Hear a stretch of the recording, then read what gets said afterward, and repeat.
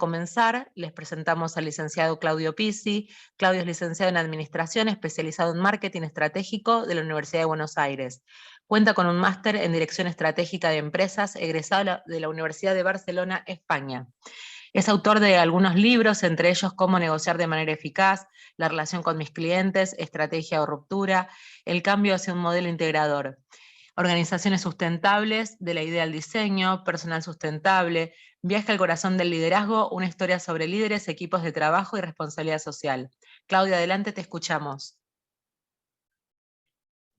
¿Qué tal? ¿Cómo están? ¿Me escuchan bien? ¿Se escucha? Hola Claudio, buen día, ¿cómo estás? Bien. Sí, te escuchamos bien. Buenos días a todos. Bueno, fantástico. Bueno, si les parece, podemos empezar como quieran. Estamos en tiempo, creo que tenemos buena asistencia, así que... Estamos todos, ya estamos completos. Bueno, fantástico. Entonces arrancamos, ¿les parece?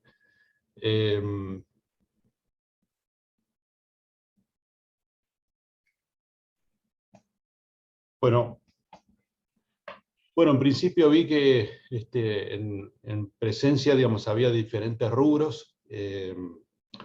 Esta es una capacitación que intenta, digamos, trabajar con algunas herramientas de gestión. O sea, la idea el foco del curso es generar algunas herramientas, digamos, para que las personas que estén habitualmente haciendo la gestión tengan algunos elementos adicionales. Por supuesto, la gente de experiencia, que ya tiene, digamos, una trayectoria con años, digamos, en esto, seguramente va a confirmar algunas cosas que hace, otras quizás puede incorporar. Y la idea también es hablar un poquito de la función vinculada, digamos, a las funciones comerciales, ¿no? Para ver, digamos, el tipo de estrategia que se utiliza, digamos, y qué cosas se hacen en las empresas, digamos, para poder trabajar, digamos, este tipo de, digamos, de tema que no es menor, es una variable muy sensible de la organización y por supuesto merece, digamos, una atención especial, sobre todo en situaciones de post-pandemia en donde tenemos, además de la situación, digamos, global, ¿no es cierto?, una situación particular en la Argentina que se repite, digamos, con cosas del pasado y que, bueno, eventualmente nos llevan o nos van a llevar a situaciones de decisión económica financieras con clientes, ¿no es cierto?, adecuar las estrategias a las decisiones que están tomando en términos económicos financieros en el país también, ¿no? Entonces tenemos dos grandes macro temas, ¿no? Uno es el tema de la pandemia, digamos, cómo salen las empresas de la pandemia, y por el otro, digamos, cómo nos insertamos dentro de esta nueva realidad económico-financiera que nos plantea, digamos, esta administración. En ese marco vamos a tratar de ver algunas herramientas, como decía, ¿no es cierto?, que puedan llegar a ser útiles para aplicar al caso del día a día, y también dentro de este revuelto, río revuelto, ¿no es cierto?, ver actitudes de los deudores, algunas, digamos, seguramente serán razonables en base a la historia del cliente y otras raras, ¿no es cierto?, con la cual hay que apuntar, hay que subrayar, porque puede que se trate, ¿no es cierto?, de clientes no difíciles, sino directamente de clientes con mal carácter, ¿no?, o sea, con mala aptitud para honrar obligaciones. Entonces, en todo eso lo vamos a ver en el transcurso de estos 2 días. Y la idea, bueno, es interactuar un poco, ¿no es cierto?, dentro del marco del curso y tratar de, bueno, de que ese interactuar, ¿no es cierto?, nos lleve también a hacer toda la presentación. Es decir, vamos a tratar de medirnos con los tiempos para llegar bien. Así que, bueno, vamos a arrancar en la primera parte. En principio, digamos, para hablar de lo que es estrategia de cobranzas, no hablemos de lo que es estrategia empresarial, ¿no? En realidad, la estrategia, digamos, empresarial es fundamental para el éxito de cualquier organización, ¿no? Porque, en definitiva, cuando uno desarrolla una estrategia, el objetivo de la estrategia es crear o generar valor, ¿no? O sea, las estrategias son palancas, es decir, las empresas están llenas de palancas. Entonces, si esas palancas se accionan bien, nosotros lo que vamos a tener, digamos, son resultados un poco mejores a los que teníamos. Nada es la panacea, ¿no es cierto? O sea, porque se trata de competir con otras empresas, se trata de hacer mejor la función del día a día, pero la estrategia es una palanca, ¿no? De alguna manera nos ayuda a nosotros a hacer mejor el trabajo que veníamos haciendo. Entonces, y fundamentalmente se utiliza para crear valor. Y no se, digamos, este es un tema muy importante porque no se crea valor solamente a partir de una variable, ¿no? Antes se creía que la creación de valor solo venía de la mano de las ventas. Es decir, si bien el cuadro de resultados arranca, ¿no es cierto?, arriba por las ventas, ¿no es cierto?, como el renglón, digamos, fundamental para que después derivemos todos los gastos, ¿no es cierto? Si no facturamos no podemos gastar.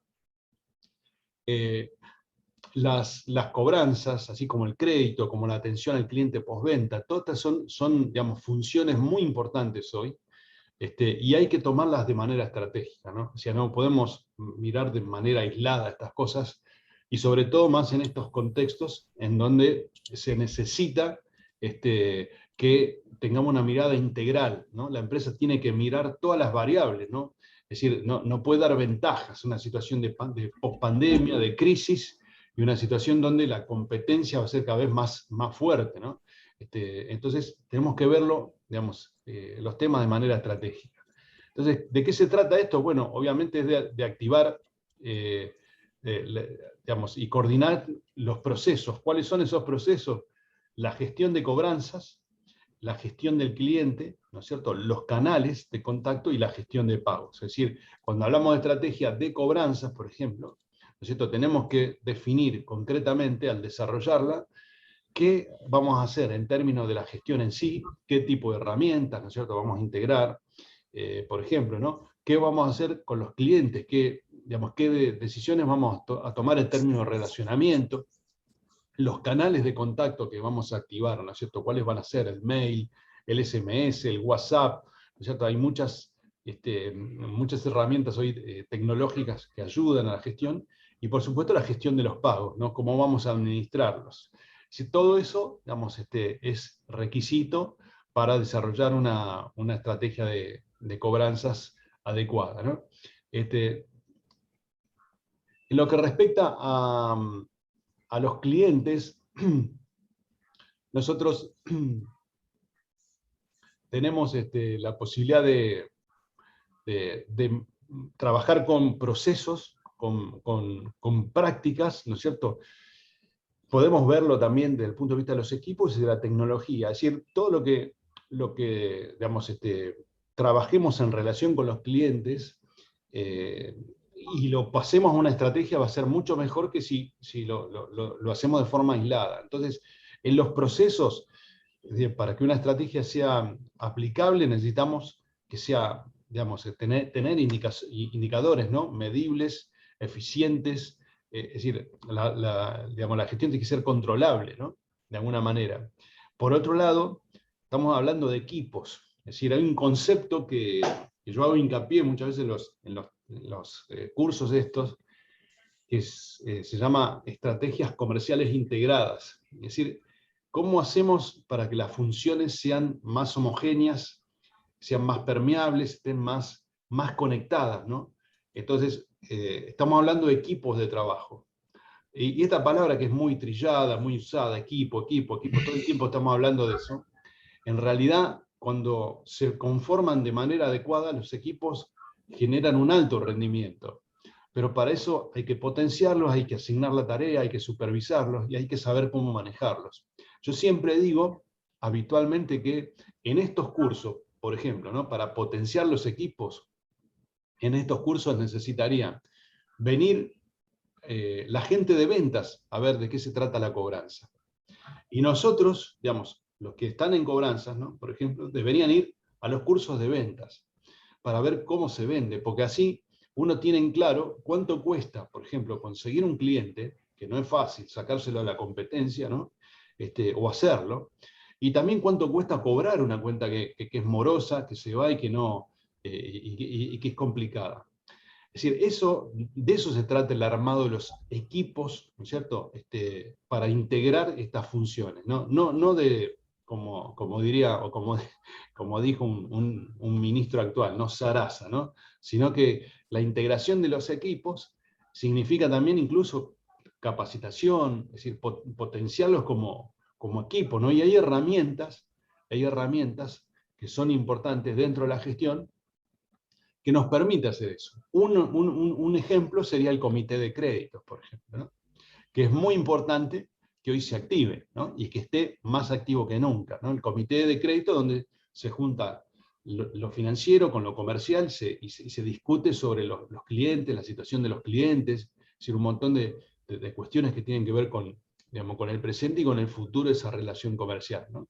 Entonces, crear equipos interdisciplinarios, ¿no es cierto?, en esta situación tan complicada que hoy tenemos, en contextos recesivos, y que además no hay un panorama, ¿no es cierto?, los que miramos datos macroeconómicos y los que estamos día a día con pymes y emprendedores, sabemos que la situación no es que va a mejorar en el corto plazo, ¿no? O sea, hay una inercia económica que, digamos, se va a activar, pues partimos de un piso muy bajo, pero eso no significa, ¿no es cierto?, que se genere confianza, ¿no es cierto?, como para que las cosas, digamos, empiecen a cambiar drásticamente. Entonces, tenemos que manejarnos con pie de plomo, ¿no? Y tener la respuesta en las estrategias y en estos conceptos que nosotros decimos, ¿no?, en las mejores prácticas de organización, planificación, de gestión, y por supuesto, todo lo que nos pueda ayudar la tecnología, ¿no?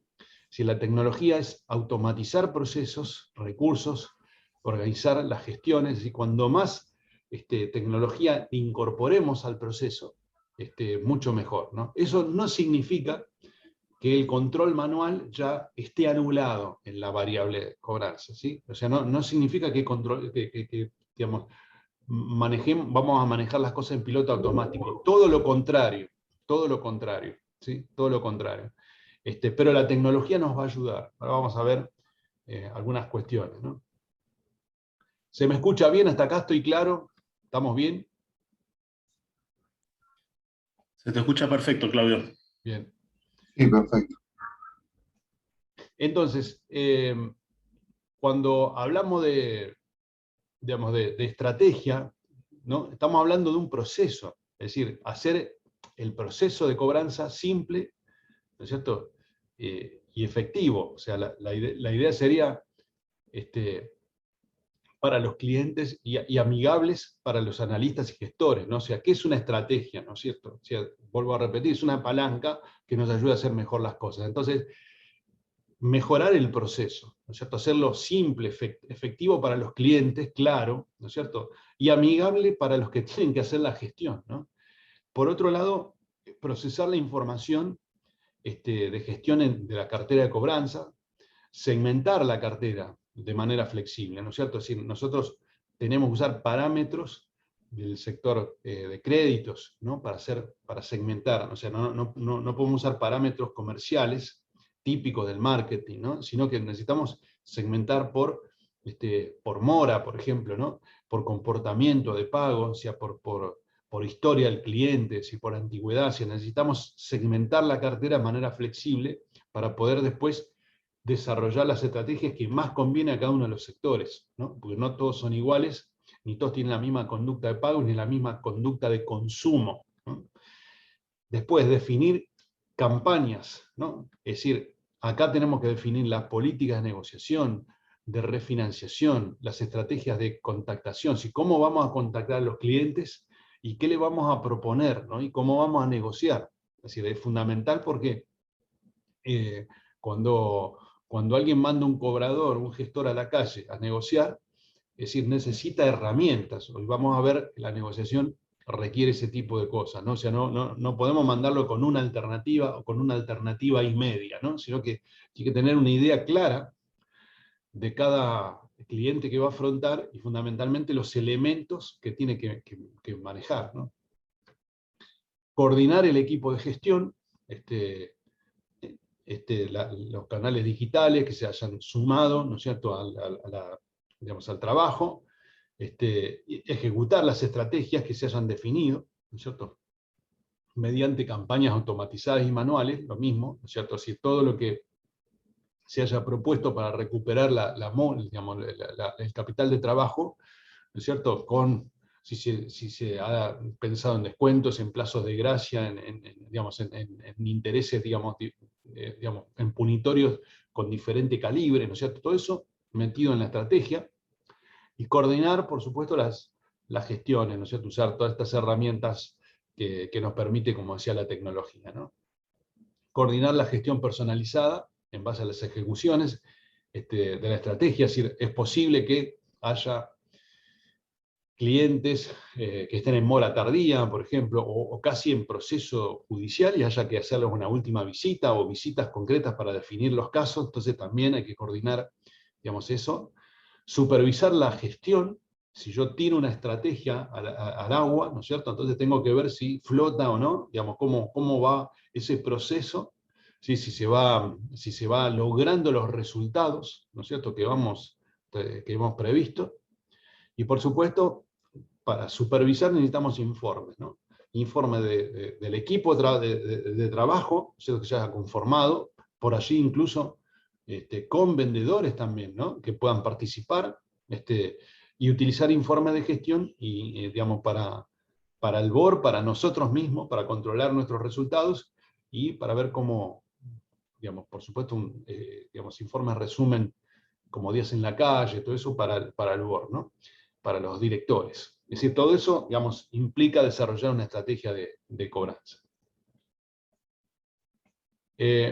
Entonces, ahora que, digamos, básicamente dimos un poco el paraguas, ¿no es cierto?, abrimos la cancha y hablamos de la cuestión macro, ¿no es cierto?, de las estrategias. Vamos a ver una herramienta que es importante, que tiene que ver con la negociación. La negociación aplicada a las cobranzas, ¿no?, a la gestión de cobro. Y esta es una herramienta que seguramente van a utilizar ustedes para casos de mora, digamos, tardía, residual, o quizás en algún caso de mora temprana que ustedes vean, digamos, que esa mora temprana va a ir a la mora tardía, ¿no?, podría llegar a ir a la mora tardía, ¿no? En principio les quiero preguntar qué es la negociación, qué creen que es, si es una ciencia, es un arte, una técnica. ¿Cómo lo ven?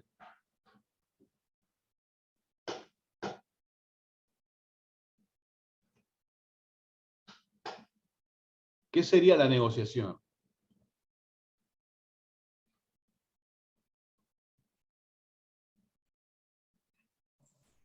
Hola, buenos días. Silencio. Buen día. Vamos ¿Qué tal? Mi nombre es Sergio. a compartir. Sí. ¿Puedo hablar o...? Sí, por favor, adelante. ¿Qué tal? No, para mí la negociación es una técnica, digamos, que uno implementa para poder que ambas partes o varias partes que se involucran en un proceso lleguen a un acuerdo común. Bien, buenísimo. Nicolás, ¿no? No, Sergio. Sergio, perdón. Estaba viendo. Sí. Discúlpame. Perfecto. Bien, ¿alguien más?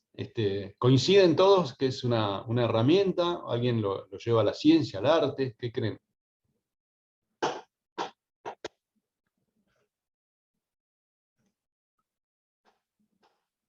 Bueno. ¿Alguien Sí, más? buen día. Dale. Buen día, yo. No, ciencia no sé por qué no es exacto, siempre depende mucho de la situación y del contexto. Me parece que es más una técnica, pero tiene que ver, algunas cosas se pueden pintar un poco para que sea quizás un poquito de arte, pero no del todo. Bien. Bueno, bien, la negociación es una herramienta, ¿no? Está muy bien lo que dijeron. Es decir, de hecho, digamos, la Universidad de Harvard lo desarrolla como un conjunto digamos, de técnicas. Es decir, la negociación es yo digo de forma graciosa, entre comillas, que cuando Dios, digamos, hizo al hombre y después hizo a la mujer, ahí empezó la negociación, ¿no? O sea, miren qué vieja que es, ¿no? Más allá que algunos se lo atribuyan a los fenicios, algunas digamos, razas de la prehistoria, básicamente, ¿no? Pero en realidad creo que la negociación estaba presente en nosotros desde siempre. Ahora, es una técnica, ¿no es cierto? Es una herramienta, y la escuela de Harvard digamos, la organiza, digamos, como herramienta en la década del 80. Es decir, habla de la negociación basada en principios y de la negociación del estilo ganar-ganar, ¿no? Que es la que, digamos, vamos a trabajar nosotros acá, porque entiendo yo que ustedes, como lo menciono en mi libro, digamos, entiendo que ustedes lo que quieren, más allá de cobrar una deuda, no sé, les pregunto, a ver, ¿qué les interesaría hacer a ustedes, ¿no? En la función? ¿Cobrar una deuda o recuperar un deudor?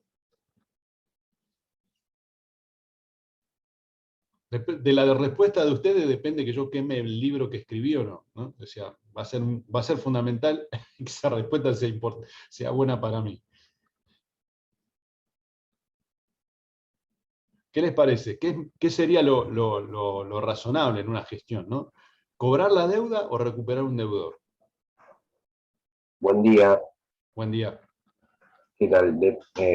Depende un poco del estadio de mora,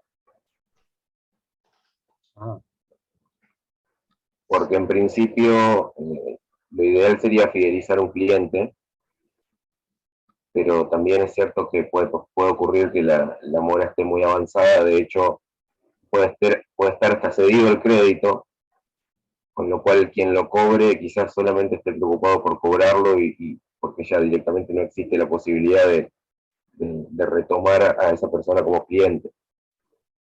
claro. Hay que separar, ¿no es cierto? En definitiva, digamos, si la empresa trabaja en cuenta corriente, ¿no es cierto? Y tenemos que vender y cobrar, lo lógico sería que nosotros nos paremos en técnicas y en elementos que nos permitan recuperar deudores, ¿no? Que esa va a ser la tarea que van a tener, digamos, y que tienen hoy y que van a tener de acá para adelante. Por supuesto que la deuda, digamos, cuando uno recupera al deudor, recupera la deuda, ¿no? Es decir, esta siempre es la idea. Y digamos, quizás la esencia, ¿no es cierto?, de todo esto que estamos hablando pase por ahí, por tratar de recuperar al deudor. ¿Cuándo no deberíamos intentar recuperar al deudor? Cuando hay un problema de carácter. Es decir, cuando el carácter es un concepto, digamos, que aplicamos nosotros en créditos, que es la aptitud y la actitud para honrar las obligaciones, ¿no? O sea, ¿qué es el carácter concreto? Es la aptitud y digamos, que tienen las personas para honrar sus obligaciones. ¿Cuánto pesan las obligaciones? O sea, ¿qué actitud y aptitud tenemos para pagarlas, ¿no? Digamos, la aptitud por el tema, digamos, de las capacidades de pago, pero, digamos, la actitud tiene que ver con, digamos, esas ganas que yo tengo de pagar, ¿no es cierto?, de cumplir con mis obligaciones. Entonces, el carácter divide, ¿no es cierto?, divide a los clientes buenos de los clientes malos. Ya lo vamos a ver un poquito más adelante, pero, digamos, aquellos que tienen buen carácter, ¿no es cierto?, con eso tenemos que tratar de recuperarlo, porque obviamente la deuda viene implícita, ¿no? O sea, si recuperamos al deudor, en algún momento nos vamos a encontrar con el capital de trabajo. Entonces, la negociación, digamos, como herramienta, nos sirve para la mora esta más tardía, ¿no es cierto? No es la mora corriente, sino que digamos, empieza, digamos, como herramienta, digamos, a ser utilizable cuando el cliente se escapa, ¿no es cierto?, del cutoff, del punto de corte que ustedes definen como default, y ahí, digamos, empezamos a trabajar. Entonces, fíjense esta conversación, ¿no? Dice uno de por acá, ustedes no lo ven, este es Colorado, ¿no es cierto? Pero bueno, acá están grises. Entonces, este muchacho, el Colo, le dice, negociemos, yo te propongo A, y este otro señor dice, no, yo te propongo X. Bueno, dale, entonces te propongo B, y este dice, bueno, sí, yo X. Este dice, yo te propongo C. Este dice, y yo X. Bueno, dice, quedemos en X. Fue una negociación exitosa, dura, pero bueno, al fin exitosa, ¿no? ¿Cómo lo ven eso? ¿Qué les parece esa negociación? ¿Hubo negociación? ¿Qué piensan de eso? En este pequeño cuadrito hay muchas definiciones ahí. ¿Hubo negociación ahí? ¿El cierre fue exitoso? ¿Cómo lo vieron? Hola, ¿qué tal? ¿Se me escucha bien? Sí, perfecto. Adelante. Bueno, a mí desde mi punto de vista me parece que no hubo negociación en absoluto, y yo no le diría exitoso porque ahí me parece que lo que uno arriesga es el cliente también. Será exitosa para el triple X, ¿no? Pero, Claro, es exitoso para el globito rojo, digamos, pero para el X, claro. pero hay que ver cuán exitoso, porque a la larga también me parece que uno se juega a perder un cliente y una buena relación a futuro. Claro. Es decir, fíjense que uno lo puede ver del lado, digamos, si bien no están identificados, ¿no? Pero uno podría ser el cliente y el otro el proveedor, o el acreedor, digamos, deudor acreedor, o al revés, ¿no? Uno podría ser el acreedor y el otro el deudor. O sea, depende de cómo uno lo vaya viendo, podría ser un personaje u otro, ¿no? Entonces, acá lo que se dice es que la negociación es un proceso, ¿no es cierto?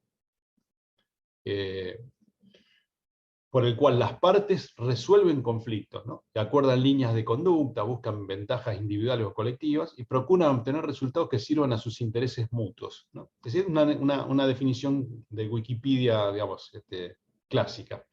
Entonces, la negociación es un proceso, obviamente. Hay partes interesadas, ahora vamos a ver qué pasa con este triple X.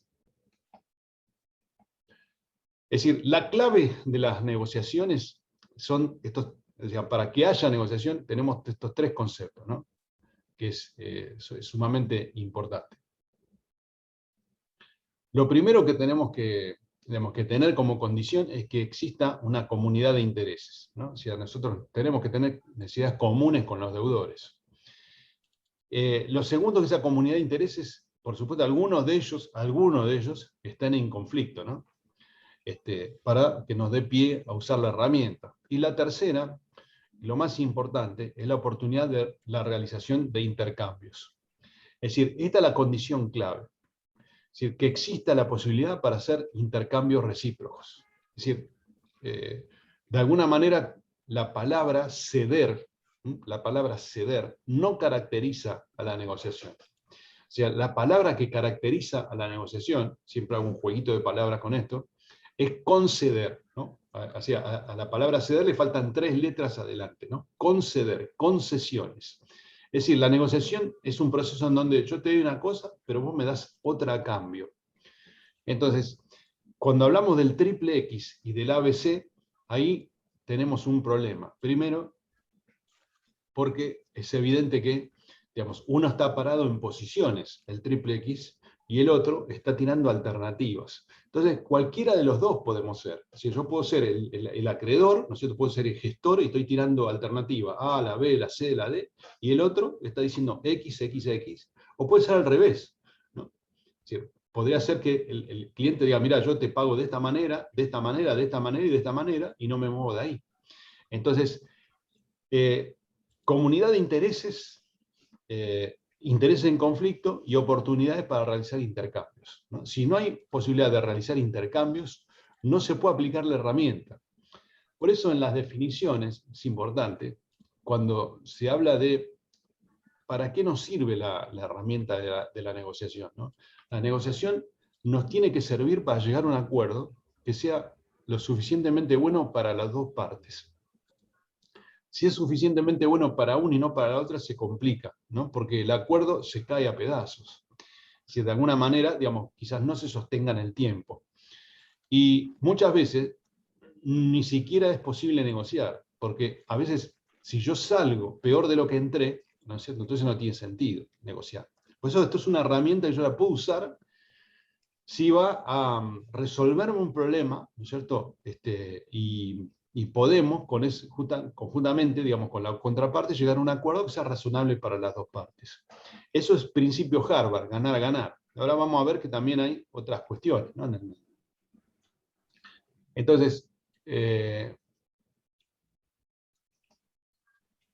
este triple X, el ABC, etcétera, nos da la pauta que en la negociación hay, digamos, básicamente dos formas, o dos formas de mirar, digamos, las cosas, ¿no? Y yo trato de ser lo más gráfico posible. Utilizo dos palabras, no siempre, que creo que es lo más simple para hacer definiciones: repartir y multiplicar, ¿no? Hay dos actitudes, o sea, de alguna manera se convierten estas actitudes, ¿no? Las personas que reparten o las personas que multiplican terminan definiendo un estilo en la negociación, ¿no? Por un lado, cómo dividimos la torta, repartir, y por el otro lado, cómo aumentamos el tamaño del negocio para que cada parte obtenga beneficios mutuos. Ese sería, digamos, el caso, ¿no? Ahora, vamos a lo nuestro, ¿no? Denme un ejemplo, por favor, de cómo sería una negociación donde con el cliente repartimos y una negociación con el cliente con el cual multiplicamos. Vamos o sea, concretamente de lo que hacemos habitualmente, ¿no? O sea, usted tiene un deudor, les debe dinero por X motivo, entonces negocian con él y reparten o multiplican. ¿Qué sería repartir y qué sería multiplicar? Digamos, dígame un ejemplo, denme un ejemplo donde ustedes cierran digamos, la cobranza utilizando el concepto de repartir y utilizando el concepto de multiplicar. ¿Qué se les ocurre?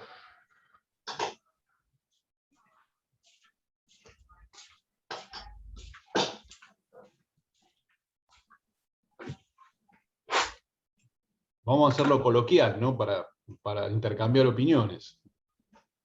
Yo mientras caliento un poco la garganta. Pero vamos escuchando.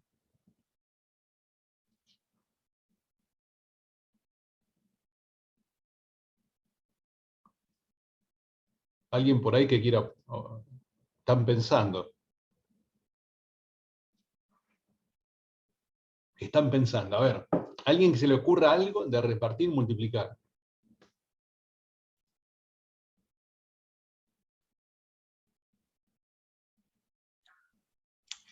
A ver si tengo bien el concepto. Dale. Repartir, por ejemplo, dentro de una cobranza, de lo que nosotros hacemos es, por ejemplo, si tenemos que perder en alguna cuestión, podemos repartir y ganar por otro lado. Entonces cerramos esa negociación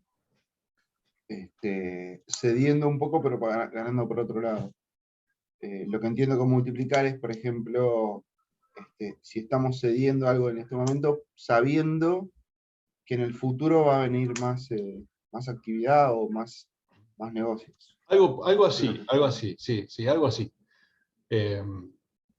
¿Alguien más que quiera tirar alguna idea? Si no, les doy un ejemplo yo, pero me gustaría escucharla a ustedes.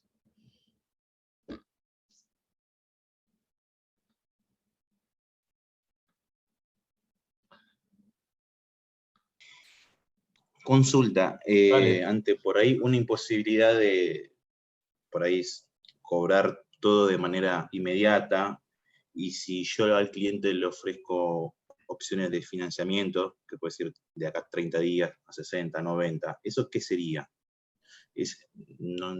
Ahí está mi duda. Eso no sé si es multiplicar para no perder al cliente y por ahí el día de mañana venderle más productos, Sí. o sería dividir. Estás bien enfocado. A ver, vamos a un ejemplo concreto, que eso despeja. Vamos a suponer que mi cliente tenga una hipoteca, digamos, algo así, digamos, un ejemplo grande, ¿no? Se da todavía, digamos, este tipo de garantía, ¿no? Tener prendas, hipotecas, etc. Entonces, vamos a suponer que yo tengo un cliente, doy siempre el mismo ejemplo porque es muy gráfico, ¿no? Yo trabajo con una persona que tiene un campo, ¿no es cierto? Le vendo agroquímicos y tengo una garantía hipotecaria sobre su campo. Porque, digamos, estamos trabajando en dólares con muchos litros de glifosato, etcétera, etcétera. Entonces, tengo una garantía sobre su campo, una hipoteca. o sobre uno de los campos. Entonces, esta persona, digamos, no me está pagando. Entonces, voy y le digo, bueno, mire, usted me debe, no sé, $50.000. ¿Tiene para pagar? Me dice, no, la verdad, no le puedo pagar, no quiero pagar, etcétera, etcétera. Bien, vamos, entonces, voy a la justicia, ejecuto la hipoteca, ¿no es cierto? Me cobro los $50.000 que me debe, y, digamos, como el campo, no sé, vale así, 70.000, le quedan 20.000 a él, ¿no? Es decir, él pierde el campo, se queda con $20.000, y yo me cobro los 50.000. Eso es repartir, digamos, básicamente, ¿no? Es decir, yo, digamos, ejecuto, ¿no es cierto?, esa garantía que yo tengo, o sea, negocio con él, ¿no es cierto?, te doy esto, me das aquello. Llega un momento en donde, digamos, tengo que cerrar, ¿no es cierto?, el tema, porque no, estamos empantanados ahí, entonces digo, bueno, ejecuto la hipoteca, ¿no es cierto?, y listo, repartimos, no hay ningún inconveniente, mirá. 50.000 son míos, 20.000 que te quedan son tuyos, y listo. Eso es repartir. ¿Qué sería multiplicar? Vamos a suponer que el cliente diga, mire, hoy no puedo pagar, no puedo pagar, pero digamos, tengo para adelante cosas que podrían llegar a funcionar, que el precio de los commodities está subiendo, tengo buena oportunidad, el campo es bueno, los rindes históricos son buenos del campo, entonces yo podría decirle, bueno, mire, usted me debe 50.000, entonces ahora de esos 50.000 yo le voy a dar 20.000 más, pero vamos a hacer una prenda sobre el cultivo, ¿no es cierto? Digamos, entonces yo voy a estar atento a que usted haga todo el sembradío, ¿no es cierto? Y cuando levante y coseche, yo ahí voy a cobrar los 70.000, le voy a ir a cobrar, digamos, también con intereses, ¿no es cierto? Porque me debe, digamos, intereses, pero, digamos, le voy a cobrar, ¿no es cierto? Usted me va a pagar en 3 cuotas para adelante, la deuda vieja más la deuda nueva, ¿no es cierto? Hacemos un convenio que va a durar, no sé, X tiempo. Entonces, esta negociación que nosotros hacemos, esta segunda negociación, estaría dentro del terreno multiplicar. ¿Por qué? Porque yo, digamos, al chacarero, digamos, o al agricultor, le dejo la herramienta de trabajo, que es su campo, ¿no es cierto? Incluso invierto en él, me reaseguro que voy a cobrar, ¿no es cierto?, con un acuerdo, ¿no es cierto?, con prenda, etcétera, etcétera, me quedo con la garantía hipotecaria, pero lo dejo trabajar, ¿no es cierto?, y después recuperaré en un plazo determinado que expondré en el contrato. Entonces, repartir y multiplicar repartir es dividir, esto es tuyo y esto es mío, y multiplicar es aumentar, como dice acá abajo, el tamaño del negocio para que cada parte obtenga beneficios mutuos. En una situación como la preexistente, ¿no es cierto?, donde los clientes salen de una pandemia, están recuperando, no digo todos, a algunos les fue muy bien, por eso acá depende mucho del rubro de cada uno de ustedes, ¿no es cierto?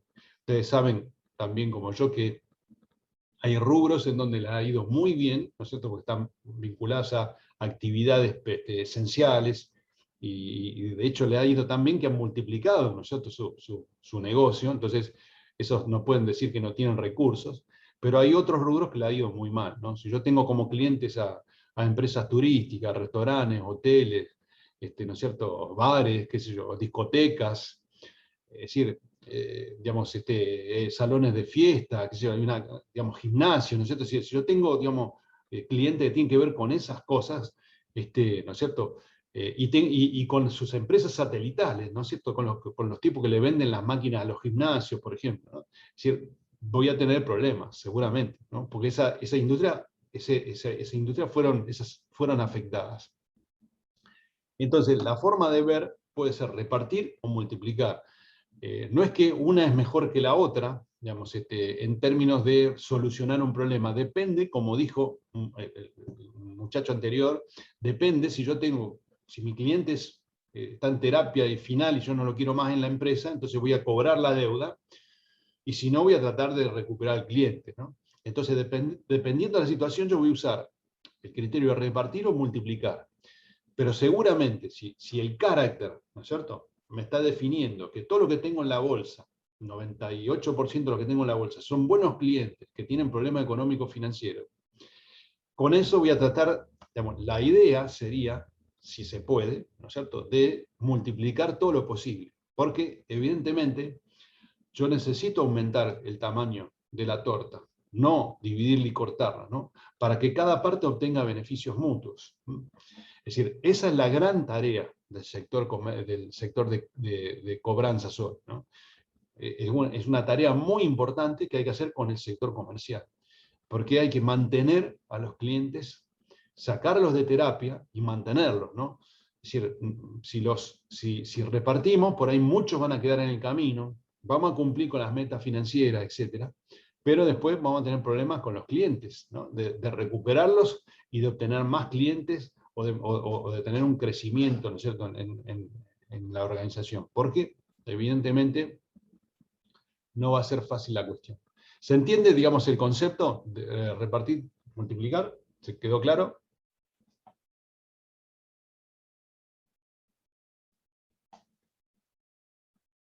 Bueno. Sí, está. Bien, entonces, para la negociación, o sea, ¿qué necesitamos hacer? ¿No es cierto? En principio, la escuela de Harvard, cuando habla de la negociación basada en principios, te dice, miren, tenga en cuenta estas cosas que son fundamentales para el negociador, ¿no? Primero, personas, o sea, enfóquese en esto, personas, intereses, ¿no es cierto?, opciones, criterios. Es decir, primero, separe la persona del conflicto, ¿no? Es decir, acá hay que separar las personas del conflicto. Es decir, una lucha, digamos, de ego no nos lleva a nada, ¿no? O sea, hay que separarlo, hay que saber separar estas cuestiones. Después los intereses, concentrarse en los intereses, es decir, no en las posiciones, ¿no? No en el triple X, sino en los intereses mutuos, ¿no? Es decir, es fundamental pararse en los intereses de las dos partes. Generar opciones, ¿no es cierto? Es decir, alternativas. Después, ahora vamos a ver, casi de forma inmediata, vamos a ver la diferencia entre lo que es una alternativa y lo que es una propuesta de acuerdo, ¿no?, que son dos cosas diferentes. En general, digamos, hay acreedores, gestores, que llevan alternativas, no llevan propuestas de pago, ¿no? Eso es una gran falla, ¿no? Entonces, genere alternativas, ¿no es cierto?, antes de decidirse a actuar. Y criterios, dice, insistir en que el resultado, digamos, sea lo más objetivo posible, ¿no es cierto? Hay que tratar de encontrar criterios objetivos para combatir posiciones, ¿no? Porque cuando los criterios no son objetivos, generamos posición, digamos, en contra, o sea, generamos, digamos, que el otro se pare en una posición y que no quiera conceder cosas. Entonces es importante, digamos, tener criterios que sean lo más objetivos posible. Como para dar un ejemplo, a ver, si yo tengo que cobrarle a los clientes una tasa de interés, ¿no es cierto?, porque obviamente está desfasado y corresponde, y tenemos inflación, etc., entonces sería lógico que se le cobre interés. Si yo voy a cobrar el interés que a mí me parece, le voy a cobrar una tasa de 220%, por ejemplo, ¿no? Lo más probable que el cliente, además de rechazarla, me diga, usted es un caradura, ¿no? O sea, ¿cómo va a cobrar 220% si la inflación es del 50% anual, ¿no? Entonces, ahora si yo le digo, mire, yo le voy a cobrar los intereses en base a la inflación, digamos, mensual, publicada por el INDEC, por los digamos, estudios privados, qué sé yo, que da las pautas, o sea, y está publicado para todos, entonces, bueno, ahí hay un criterio objetivo. Si yo no estoy imponiendo digamos, mi criterio, ¿no es cierto?, sino lo que estoy haciendo es, digamos, hacer algo que corresponde, ¿no es cierto?, que es digamos, hacer valer mi capital de trabajo, ¿no es cierto?, pero por otro lado, cobrar lo que corresponde y no lo que se me ocurre a mí. Entonces, eso combate posiciones, ¿sí? Porque del otro lado, aunque no les guste pagar intereses, pero saben que nosotros no estamos abusándonos, ¿no es cierto? Entonces, el criterio es que sea un criterio objetivo. siempre que yo haga un acuerdo de pago que genere cláusulas, contratos o lo que sea, muy aconsejables para la otra parte, ¿no es cierto? Siempre que todo eso esté publicado, ¿no? Que sea de común conocimiento y que no haya cosas sucias en el medio, ¿no? Que sea muy claro y que esté todo, digamos, en orden y que todo se pueda estudiar y analizar y esté todo, si es en la web, mejor, ¿no? ¿Por qué? ¿Por qué es esto tan importante y que muchas veces a veces hay fallas, ¿no? Cuando se hace esto en el cierre, ¿no es cierto? Muchas veces del cierre volvemos a etapas anteriores, por estos errores, ¿no? O sea, hacemos una negociación brillante, pasamos a objeciones, vamos al acuerdo, y cuando vamos al acuerdo, ¿no es cierto?, ponemos una cláusula ahí que genera rispidez, y entonces vamos a volver atrás a las objeciones. Entonces, ¿por qué es importante esto? Porque en el proceso de negociación hay una palabra que es fundamental en todo proceso de comunicación. Es decir, la negociación es un proceso de comunicación, la venta, la cobranza, la atención al cliente es un proceso de comunicación. Hay algo que es fundamental, que es la confianza. Es decir, si yo genero dudas, rompo la confianza. La otra parte no me cree, descree mis intenciones. Entonces ahí todo lo que nosotros trabajamos para llegar al cierre de una gestión se rompe por una cláusula, por algo que no está bien. Entonces, algo que es muy importante cuando ustedes negocien con deudores del tipo que sea, las cláusulas que sean muy claras para mí y para la otra parte. Muy claras, ¿no? Y si es posible que que sea de vista usual por todos. Porque nadie puede discutirla, ¿no? Decir, mire, esto está acá. Le estoy cobrando la tasa de descuento de documento del Banco Central. O esta es la tasa de inflación que dice el INDEC, o lo que sea, ¿no? Tiene que ser muy claro eso, para generar confianza, ¿no? Si rompemos la confianza, se complica. Bien, por otro lado, en cuanto a lo que son las claves para negociar, hay algo que son temas muy importantes. Primero es la capacitación, la información y la preparación, ¿no? Como dicen lo que habitualmente se escucha, ¿no? Quien tiene la información tiene el poder, ¿no? Entonces, no es una frase hecha o construida así nomás, ¿no? Si yo tengo información, por supuesto, estoy en mejor posición que el otro.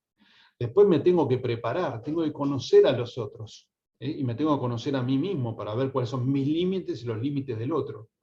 Y capacitarme, esto de la experiencia, ¿no? La experiencia, digamos, nos juega muchas veces mal papel, ¿no? Porque a veces uno dice que cree que se la sabe toda, tiene 30 años trabajando en lo mismo, y dice, yo ya lo conozco, sé con qué me va a venir, por ahí voy y me sorprende, ¿no? Con algo. Entonces, la capacitación, digamos, la preparación, la información es muy importante, ¿no? ¿Qué cosas puedo agregar para hacer mejor mi trabajo? Esa es la capacitación. Y hay un tema que es el MAHAN o el MAPAN. ¿Escucharon hablar de esta palabra en negociación? ¿MAHAN o MAPAN?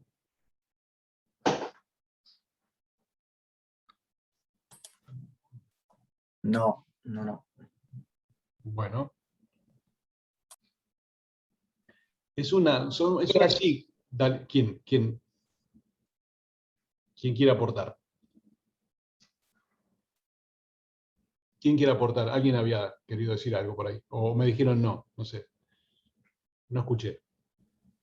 No, yo, Diana, te dije que no perfecto, sabía qué era. perfecto. Pensé que... Bien, entonces es una sigla, ¿sí? Es decir, lo van a encontrar de dos maneras.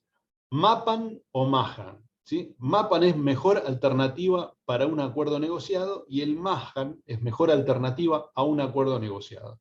Es decir, aunque aparentemente por la definición podría sonar diferente, tómenlo como lo mismo. Mejor alternativa para un acuerdo negociado. ¿Esto de qué se trata? Y es algo importante que ya lo vamos a... Digamos, es la clave de la negociación, pero se lo voy a explicar con una historia, ¿sí? Vamos por partes, dijo Jack. Este es el famoso mapa. ¿Alguien quiere leerlo? Si me hace el favor. Uso la garganta del otro. Y de hecho, trato de que otros participen también, ¿no? No sé si alguien quiere leerlo para todos, si me hace el favor. Si no, lo leo yo, no tengo problema. Me pagan para eso, pero por ahí si alguien quiere leerlo, estaría bárbaro. ¿Alguna voz de locutora, del locutor?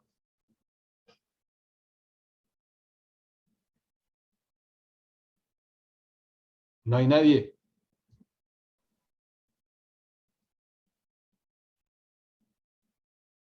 ¿Lo leo yo? No, leo yo. Dale, dale. Bueno, el rey y el mago. Durante el reinado de un rey vivía un famoso mago. Un día este mago tuvo la desgracia de predecir la muerte de un hombre que era uno de los favoritos del rey. Sucedió que el hombre murió en el día predicho.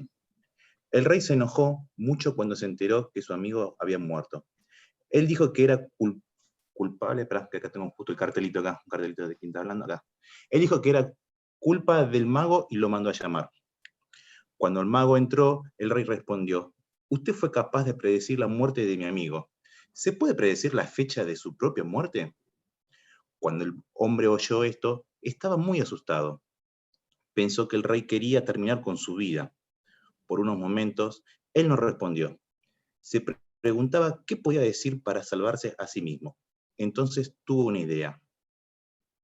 ¿Sigo acá abajo? Sí, por favor, sí. Su majestad dijo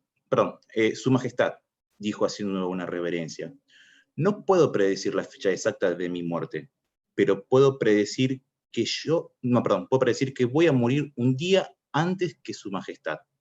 Mapan. Cuando el rey oyó esto, era su turno para tener miedo.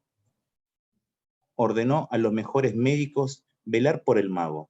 Ordenó a los soldados más fuertes que lo protegieran. Y que no puedo seguir porque justo acá tengo el cartelito. Que se haga todo lo posible para que viva el mayor tiempo posible. Sería esa, digamos, la parte de la historia. Gracias No por qué. por la mano. Entonces, bueno, a ver, fíjense esta historia, ¿no? Que define qué es el mapa, que es muy importante. Me pareció más gráfico, ¿no es cierto?, que hacer una definición técnica, ¿no? ¿Qué es el mapa acá? Yo lo puse ahí digamos, lo puse, digamos, para que identifiquen, digamos, concretamente dónde está, ¿no? Entonces, ¿qué sensación les da que es el mapa, ¿no?, al escuchar esta historia? Lo ven claramente como concepto, ¿no? Pero si cuesta definirlo. Fíjense que de un lado nosotros tenemos un rey con un ejército importante, con todo el poder, ¿no es cierto?, todo el poder, para hacer pelota a un solo tipo, ¿no? Es decir, fíjense, todo el poder detrás del rey, ¿no es cierto? Es decir, digamos, el mago no podía ganar nunca una batalla contra el rey, ¿no? Es decir, sería imposible. No tiene los elementos, ¿no? Es decir, que si ustedes apuestan a uno o el otro, el rey pagaría 100-1, o 100-0, qué sé yo, no sé. No soy bueno en apuestas. Ahora, ¿qué pasa? ¿Cómo hace, digamos, el mago para cambiar la historia, ¿no? Usa el mapa, ¿no?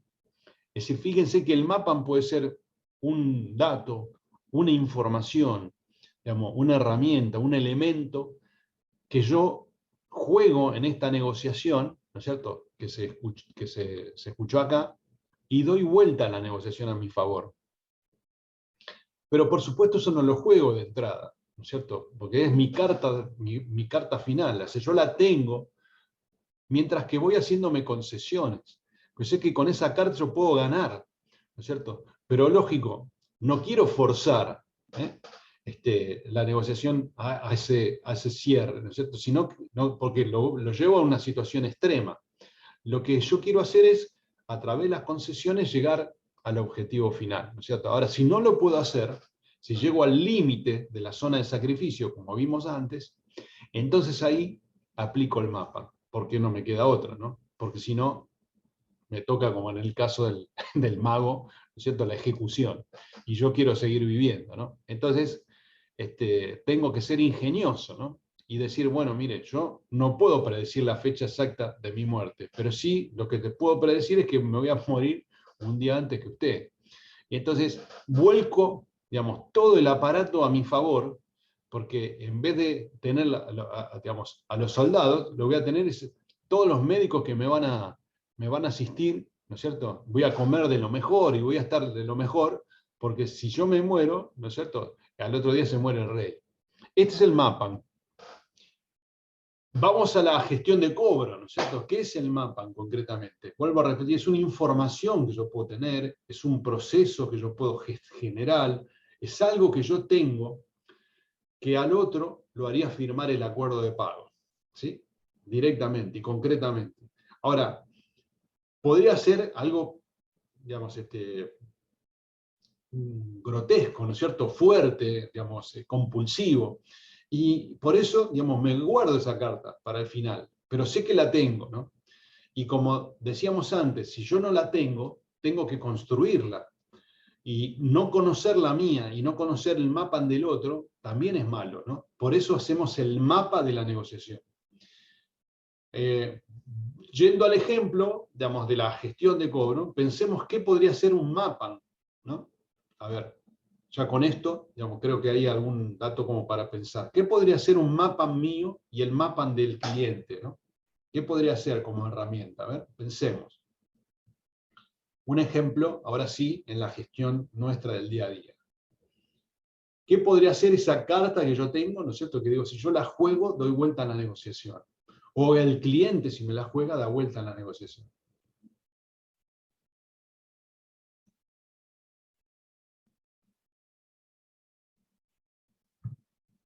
¿Se entendió el concepto, no? A partir de la historia. ¿Quedó claro?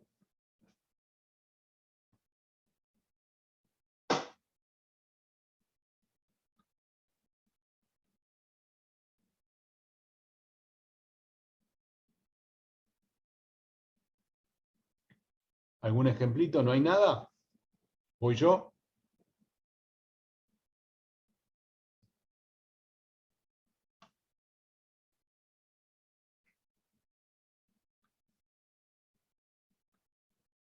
¿Me están escribiendo o no, no?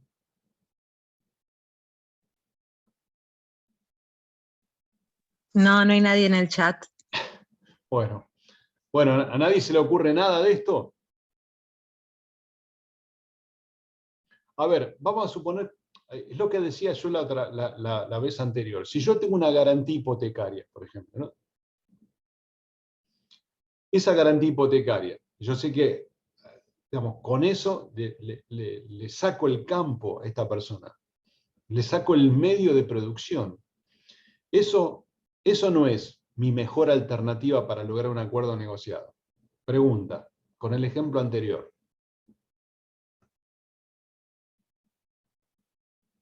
¿Podría ser o no podría ser mi mejor alternativa?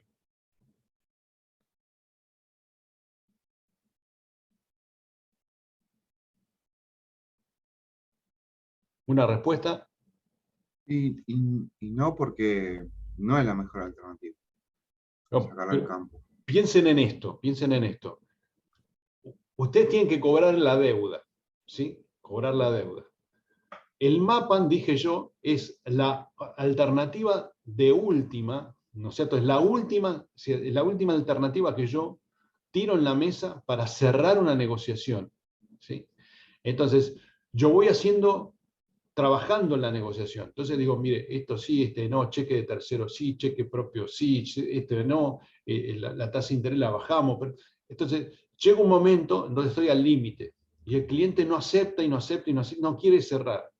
Entonces yo digo, bueno, llegué hasta acá, hasta el límite. El cliente me pide, no, yo si usted no me hace un 50% de descuento a la deuda, yo no le voy a pagar. Entonces llego al límite, ¿no es cierto? Ya no puedo conceder más, porque la empresa mía me dice, no, ¿cómo le vas a conceder 50% del capital? Entonces yo digo, mire señor, vamos, o usted me paga en estos términos, o yo ejecuto la hipoteca.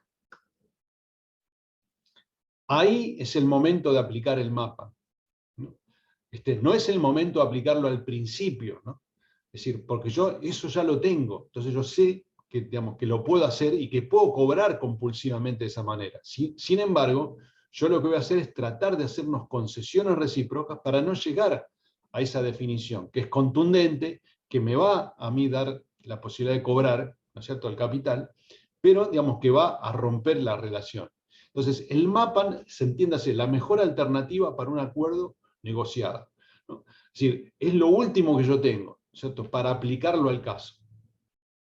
Y que me va a dar el resultado que yo quiero. ¿Lo ejerzo de entrada? No. Tengo que correr los límites hasta el límite que yo diga, bueno, esto no va más, no puedo seguir, ¿no? Porque todas las alternativas y las propuestas no van y el cliente, digamos, no está entendiendo o enfocándose. Y por más alternativa que yo genere, ¿no es cierto?, el cliente no asume, digamos, acuerdos. Y a mí la empresa me dice, es hasta acá. Pues yo también tengo límites organizacionales. Entonces el MAPAN es la herramienta de última, ¿no es cierto?, la última alternativa que yo genero para lograr ese acuerdo, ¿no? Entonces yo digo, mire, o cerramos o tengo que ejecutar la hipoteca. Puede que ustedes, a partir de esa decisión, ¿no es cierto?, obliguen a la persona, ¿no es cierto?, a entrar en razones y firmar un acuerdo, ¿no? Y si no, bueno, tienen la ejecución, y ahí van de multiplicar a repartir, pero no van a repartir de entrada, sino que van a utilizar esa estrategia al final, ¿cierto?, cuando ustedes hayan desgastado el proceso de negociación y hayan llegado hasta los límites de la zona de sacrificio. ¿Se entiende el concepto? Para el cliente, por ejemplo, ¿qué sería el MAPAN, ¿no?